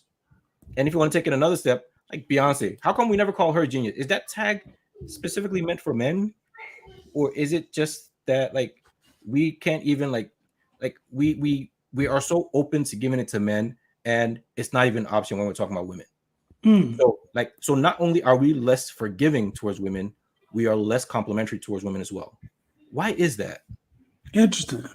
So I think that the standard as far as women go is, I think we there's always been an expectation that women are either going to be one of two things. Either they're going to be wildly successful, super supportive, holistically great, church moms, all that stuff, or they're going to be like thoughts. Like that's the two options that people have kind of put out there, and it's not right.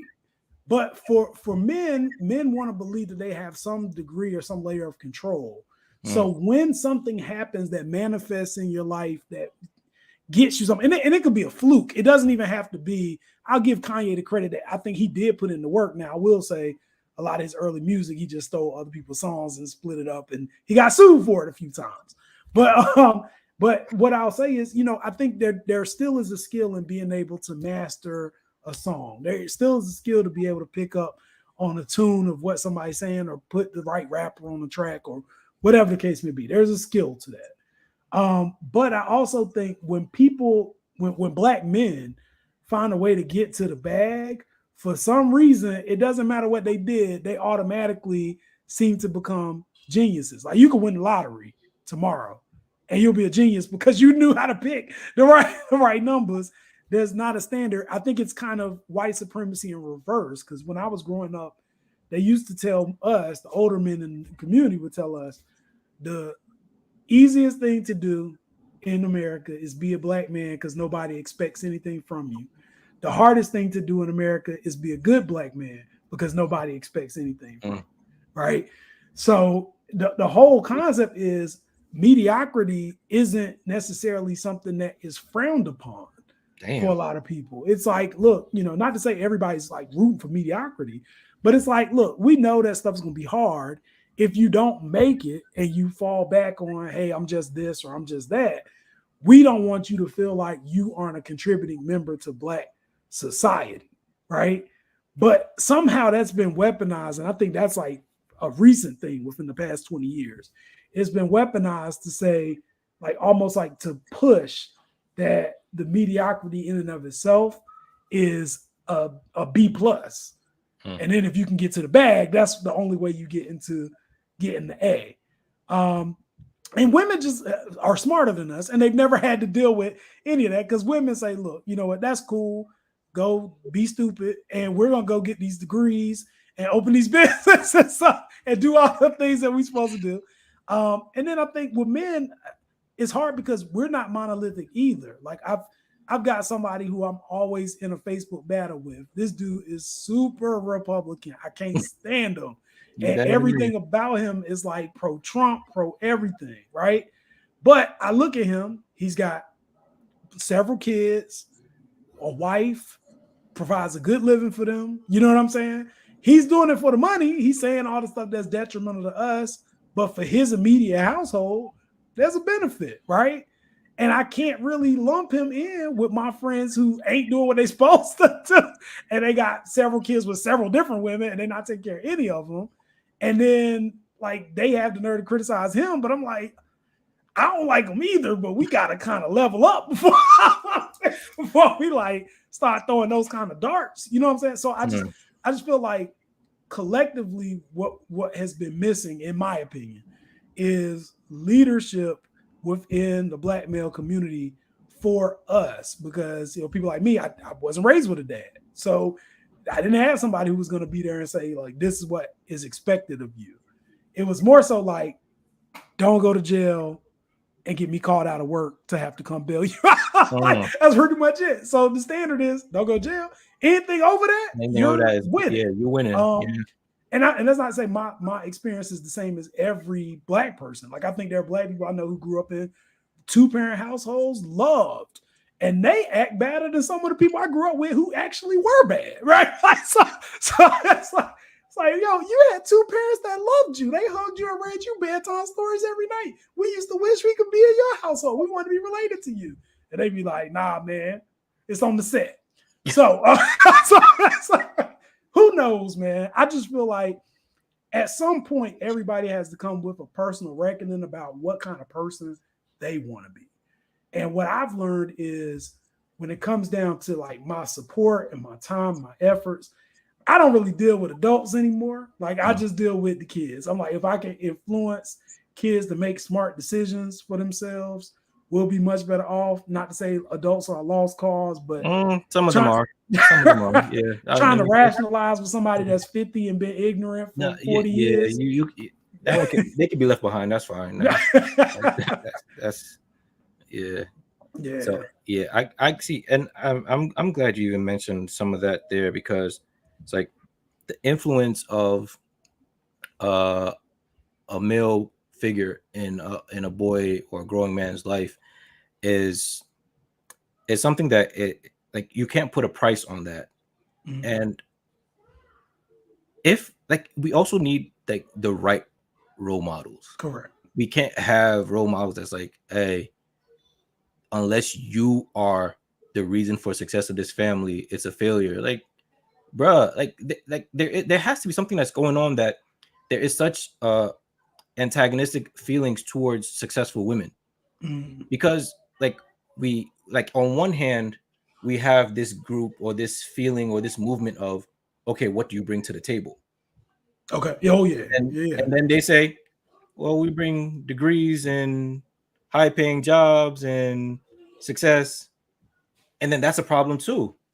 So it's like you're asking the question, you're getting the answer you want, and that's still a problem. So I'll use the Nigerian community in particular, Nigerian community in America. Okay.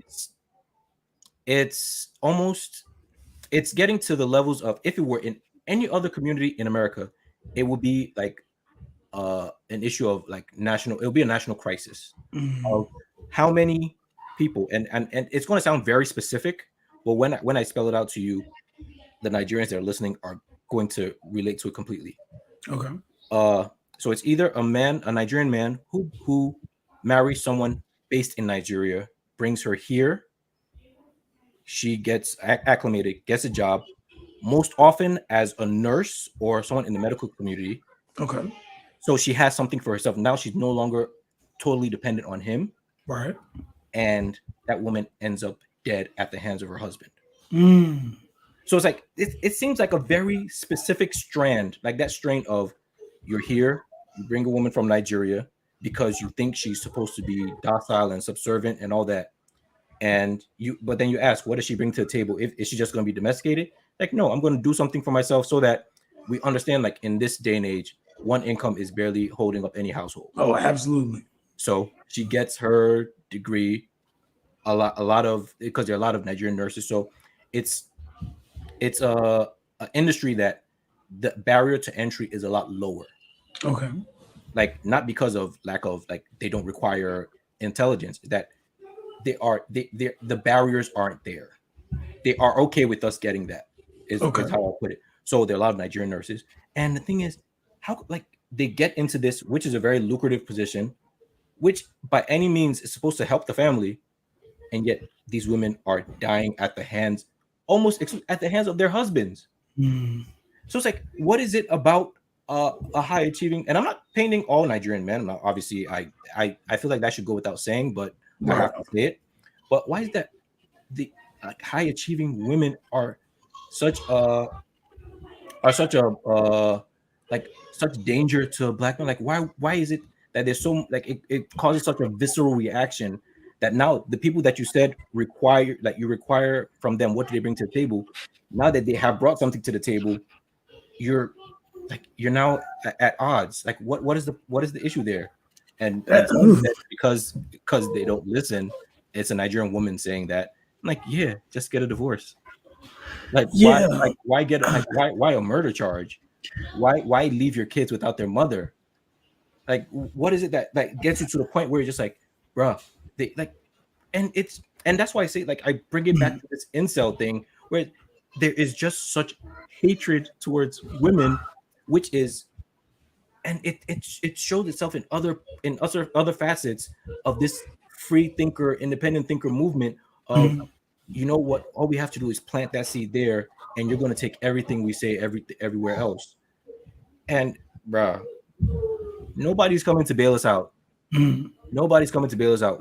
And from the looks of things, we're not even ready to bail ourselves out, because all we're doing now is villainizing other people who have scruples, who have convictions, who have principles, who have decided that, you know what, we will forsake your goods, we will forsake your transactions for the sake that now the next person who looks at it is going to decide, you know what, maybe I shouldn't say something that dumb.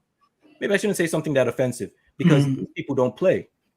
Like, you can let people into your house, not take off their shoes, track mud all over the floor, and then you go to their house and like, nah, bro, you gotta take your shoes off outside. Right. Like, bro, but we would just not, bro. That's your house. Right. My house, we do things differently. Right. Exactly. You can let them disrespect you all you want. You can let them pee on your sofa and drink milk right out the carton.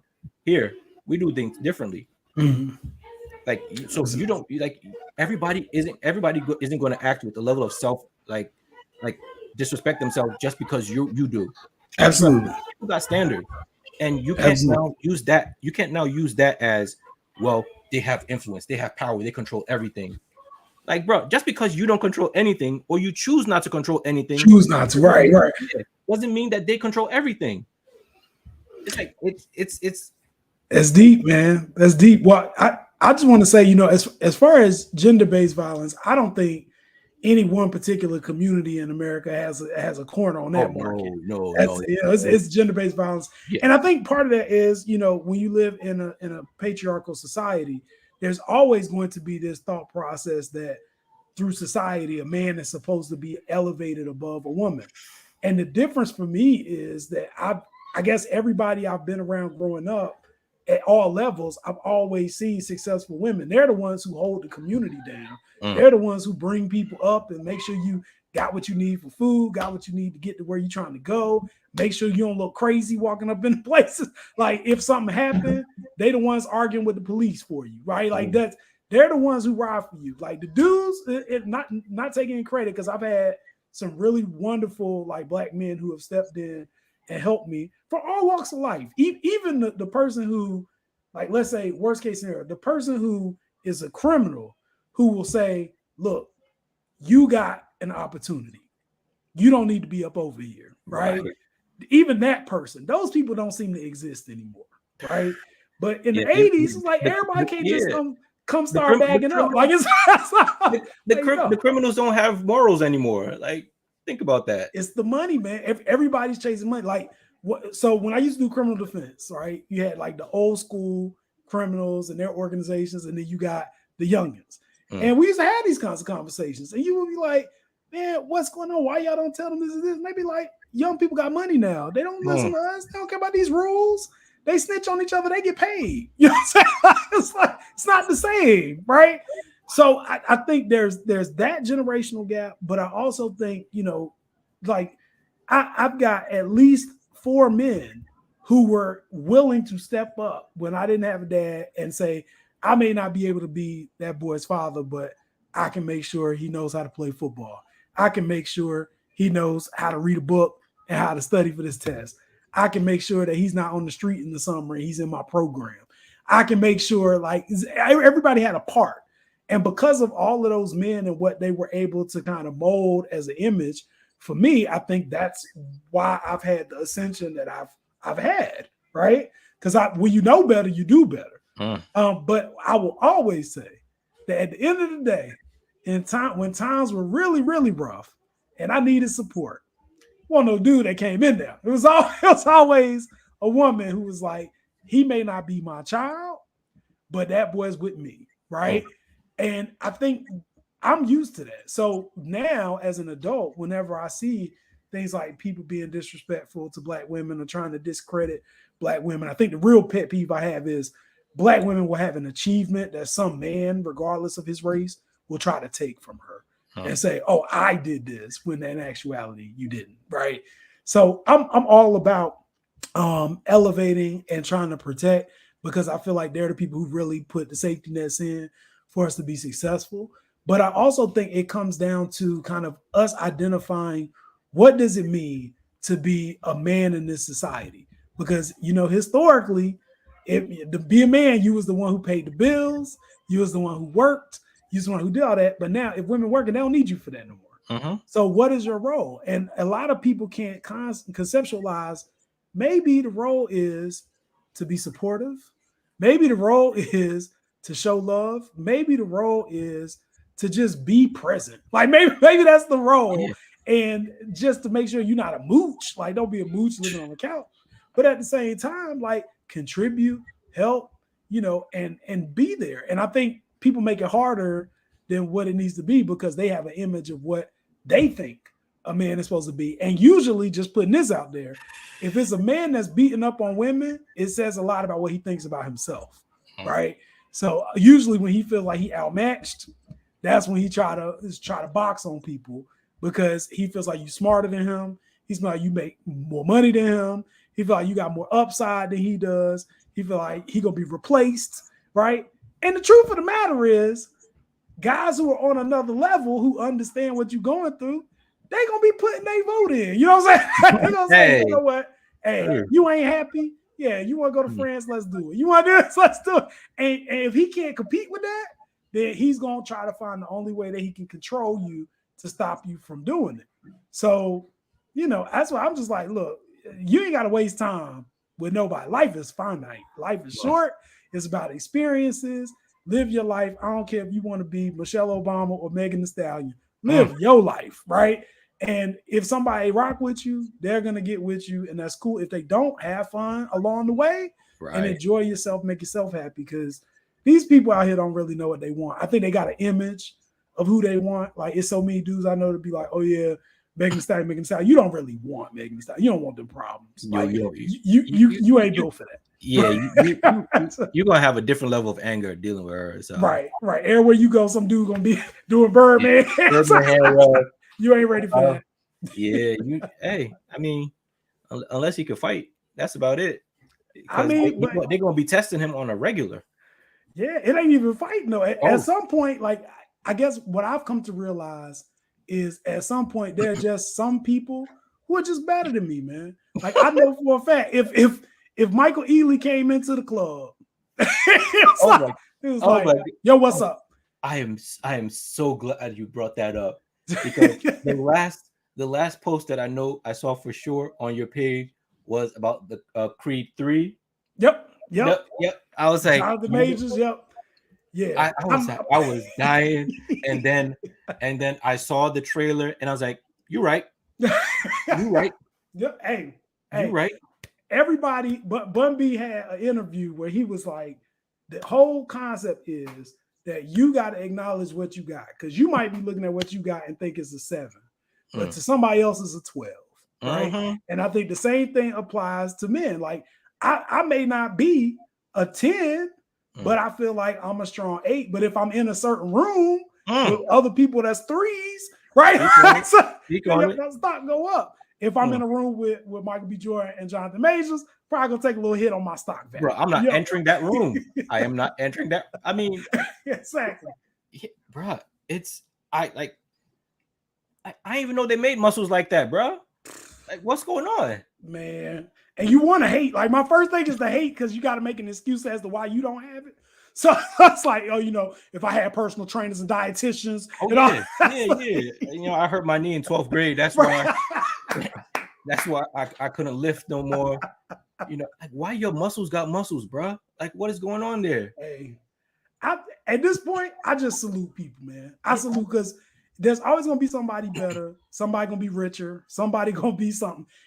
I just salute people because I feel like, one, it teaches you, it's a lesson in humility that you need. It teaches you to be like, don't ever think that you the best thing that God ever made, right? Like, don't ever think that, right? Be proud. Don't tell your woman that though. No. As a man, you have to uphold your standard, right? Okay. So you gonna slip out, but at the same time, you got to remember too. Like, I've been married for a long time. One of the things that I looked at when I went into getting married, I said, I'm only doing this once because I wasn't miserable single. I was having fun. I'm only doing this once, and I'm gonna give it my all. The other thing I said is I don't look at marriage as, oh, is this going to last forever? I look at marriage as, okay, are we going to get to tomorrow? Right? You deal with it one day at a time, right? Some days better than others. But if you always make the choice, if y'all both agree that we're going to try again tomorrow, then you still good, right? It's when you be like, nah, I'm good. I'm done. You know what I'm saying? That's when you're in trouble. When it's like, hey, she won't even return my call. That's when you're in trouble. But yeah, if you agree, because I think sometimes people get caught up in looks and all that stuff. But what I've realized is it's more so about experiences and understanding that there are certain people whose stuff that you can tolerate and certain people whose stuff you can't tolerate. And, you know, you got to know yourself. You can't be with somebody else if you don't understand yourself. So if you with somebody and she need to be at the club every Friday because that's what she do, and you not cool with that, that's not the person for you, right? If you with somebody and they got to be in church every Tuesday night, right? And you not a church person, it's not the person for you. It's okay. She might still be fine, right? But she not the one for you, right? So you just got to figure out kind of what is my space, what am I comfortable with, and who's going to hold me down if stuff goes horribly wrong or if stuff goes right. Who's going to have my back and actually be here to support? And you should reciprocate and have their back too. So I'm not no relationship expert or nothing. I just feel like I've messed up enough to realize like what doesn't work. And I think part of it was until you kind of explore who you are and figure out like, I'm not as great as I thought I was. I got some things I need to sit down with the therapist and work through. You know what I'm saying? I got some issues I need to get through. Yeah, that's another theme that we need to put out there. Black men, go see a therapist. Please. Therapy is not the enemy. I mean, because like I got homeboys, not everything they could tell me, and they probably can't tell their women those things. Go talk to a therapist, even if it's just a vent. You don't even need to take in the information, although it's advisable that you do. Right. Go talk to somebody who is trained to listen. Because like all you might need is just a little tweaking on your mindset, and you be better than you've ever been. A little tweaking go a long way. Yeah, like just a little. This is coming from someone who was vehemently opposed to therapy. I was like, ain't nothing wrong over here. Why are you suggesting therapy? Are you trying to say blah blah blah blah blah? Saw a therapist. Whatever they were saying was right. It was right. You just happen to be the last person to realize it, the last person to conceptualize it, the last person to accept it. Absolutely. And those things that you're saying to a therapist, it could be the most mundane thing, but the way you are saying it can trigger something for the therapist to like dig deeper. And yeah, so I'm not even going to like start preaching about therapy. I might have like therapist on the show at some time in the future, but that is something that I would 100% like vouch for. Absolutely. Like, and it's confidential. Yeah, and it's confidential. Ain't like somebody going to snitch on all your secrets. Oh yeah, see, yeah. Well, I would say don't get if you're Nigerian, don't get a Nigerian therapist. I'm not bad mouthing Nigerian therapists. I'm just saying your therapist might be friends with your mom, and that could be very dicey. That could be very awkward. Like they could be in the same church fellowship, and she's praying and she's talking about, let us pray for sister so son. He is going through some things, and you're like, what? Where is that coming from? No. I would just like for the sake of peace, and so that the conflict can be experienced fully. Just steer. Just I'm not even saying don't see a black therapist. In fact, I would recommend you see a black therapist. If you're Nigerian, just don't go to Nigerian therapy. I'm not saying they are. I'm not saying anything of their integrity or their training. I'm just saying, just don't let the necessary occur. That's all. Exactly. But yeah, we are big on therapy over here. Even though we're drag kicking and screaming, we got there and we realized that, you know what? We might not like to admit it, but they were right this whole time. That therapy thing is it's necessary, and whoever's listening, absolutely go. Like it's it's like even if like whether it's physical health or look at it like a shower. You don't take one long shower at the end of the month. You take Right. a shower. Most people. Shower. You know what? I stand corrected. You shouldn't take one long shower at the end of the month. Regular shower, like so. It's like once you're doing it incrementally, it's like it adds up, it builds up, or it's just like it prevents bad habits from taking hold. And it's like it's just like nothing has to be wrong for you to go through therapy. It's like it's a regular checkup, just making sure everything is in top shape. And someone said a certain demo does. They wait till the end of the month to take a shower. We know who you're talking about. Yeah, we know. we get you. It's, we know who you're talking about. Yeah. Oh, okay. See, that's subtlety. Kanye could learn a lesson from that. And you know what? And on that note, I think we've done this topic justice. I really appreciate you coming on. And it's a pleasure. Yeah, because I know I've been on your show a couple times, and it's always a good time. And man, it's I needed to get this off my chest because all this Kanye nonsense has just been bubbling up, and there's just so many people justifying and making excuses for him. And it's like, nah, y'all don't get the picture. Y'all don't see the vision. Y'all don't understand what's happening. He's 10 steps ahead. It's not checkers, it's chess. No. And like, bruh, he's just selfish. It's capitalism. You don't have to bring virtue into it. Everybody understands capitalism. Right. Heck, He's got to get his money. Yeah, all you have to do is like he's trying to get his money. Everybody understand. Like, you know what? We get it. He's trying to protect his money. But don't try to make it virtuous. Don't try to make it righteous. Don't try to make it, oh, he's doing it for us. He sure as hell ain't doing it for me. No. I'll tell you that much right now. He's not doing ish for me. But yeah, right. I appreciate you coming on. So you have any last words for the people? Man, I always got last words. So first and foremost, just want to make sure people have my social media contact stuff. So J Hamilton Mac, that's J Hamilton MAC on IG. Twitter is more so my professional persona, but that's J Hamilton McCoy 2 on Twitter. But yeah, definitely check me out. And then most people on Facebook is just J Hamilton McCoy, but follow me in my musings when I put stuff up. Yeah, I mean your write-ups, your write-ups I was very well done. Very well done. I appreciate it, man. Yeah. I appreciate it. And I'll also say, I just think it's important for people to understand that everybody's life matters and everybody has value. We were pushing therapy before, but I think one of the first things that the therapist helps you to realize is the value that you contribute. And like Toju said, it's a little tweaking goes a long way. So definitely do therapy. Definitely keep watching this podcast. I also want to shout out because I always love, being embraced by the Nigerian family. I'm a few generations removed, but I'm one of y'all. So, I appreciate that and all the love that we've been getting in the comments. And definitely check us out. I'm sure we'll be coming back with shows soon. And shout out to my sister Ketchy on here. I saw her comment a couple times, but shout out to you. She be blowing up the comments, and we definitely appreciate her, as well as everybody else in the comments.